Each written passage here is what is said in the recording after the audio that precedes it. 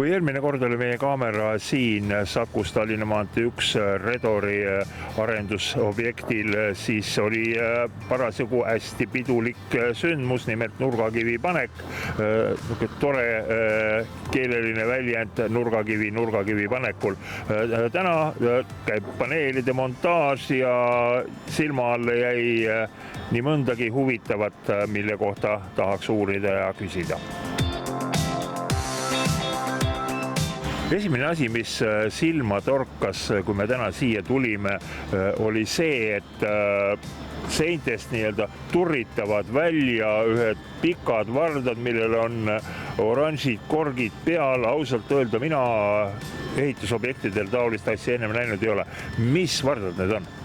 Need on siis meie järgmise ehk siis esimese korruse monteeritavate seinte jätkurauad, et monteeritavate esimese korruse seinad oleksid seotud siis alumise keldrikorruse seintega. Mõõda selle vundamendi ülemist äärt kulgeb selline metallvõrgu siis mässitud lint. Mille jaoks see on? See lint on ette nähtud selles asukohas siis seina ja vahele liitumises, välistamaks lekkeohtu seal, kuna tegemist on meil keldrikorrusega, kuhu peale me hetkel vahelage monteerime õõnespaneele, siis et sealt tulevikus ei oleks maa alt leket. Kui nüüd rääkida hüdroisolatsioonist ja vee takistamisest veel, siis see maa-alune korrus siin sisuliselt ju maa all ja väga suur oht, et seinatagune saab väga-väga märg olema.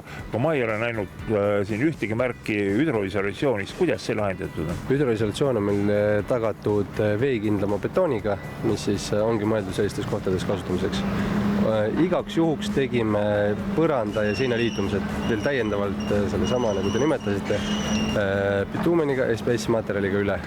Aga see on ainult seina ja põranda plaadi liitumine väljapoolt, mida täna enam näha ei ole. Kas siia esimese korruse lae peale tuleb veel mingi täiendav betoonikiht ka või ei ole? Siia tuleb veel täiendavalt sammumüra villad, kihid ja siis viimistlusbetoon. Ja siis esimese korruse äripinnad siis vastavalt kliendi soovile siis kas plaaditakse või jäetakse haljas betoon.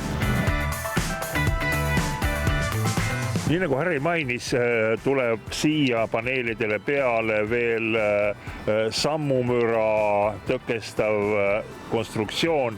Tegemist on akustikaga, nii et 2 nädala pärast räägime natukene selle maja akustika teemadel.